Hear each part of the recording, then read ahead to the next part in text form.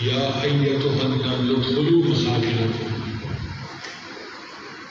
اب آپ سوچئے ایک چیونٹی دوسری چیونٹیوں کی خیر خواہی کرتی ہے، یہ بات اللہ کو اتنی پسند آئی کہ اسے قرآن کا حصہ بنا۔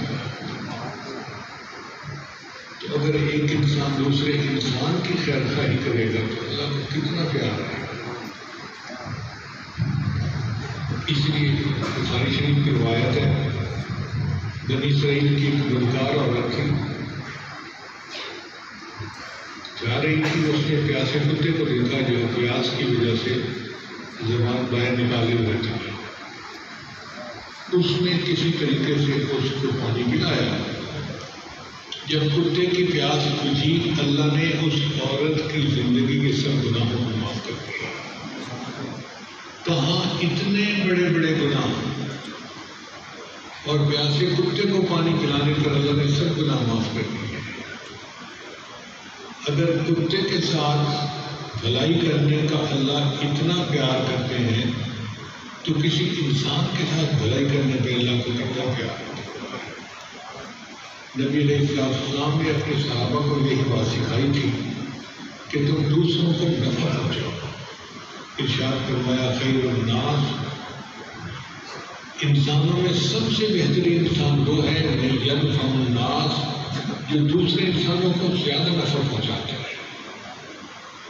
آج ہم اپنے آپ کو دیکھیں، ہم دوسروں کو نفع تو کیا پہنچانا، دوسروں کو پریشانیاں دیتے ہیں، دکھ دیتے ہیں، دل آزاری دیتے ہیں، دوسروں کے لیے نقصان کا باعث بنے ہوئے ہیں۔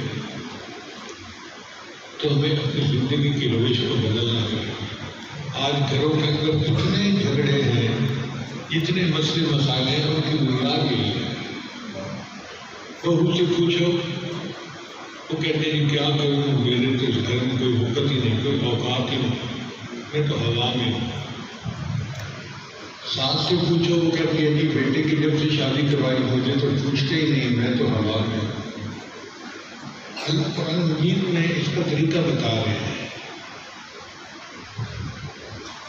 اما ما ینفع الناس، اور جو انسانوں کی نفع رسانی کے لیے کرتا ہے کام، فیمکث فی الارض، اللہ اس کے قدم زمین میں جما دیتے ہیں۔ اب بہو اگر سوچے کہ میں نے گھر کے ہر فرد کو، ہر عورت کو فائدہ پہنچانا ہے، ساس اگر سوچے کہ میں نے گھر کے ہر فرد کو فائدہ پہنچانا ہے، تو قدم جمیں گے یا نہیں جمیں گے؟ یہ تو قرآن کا فیصلہ ہے۔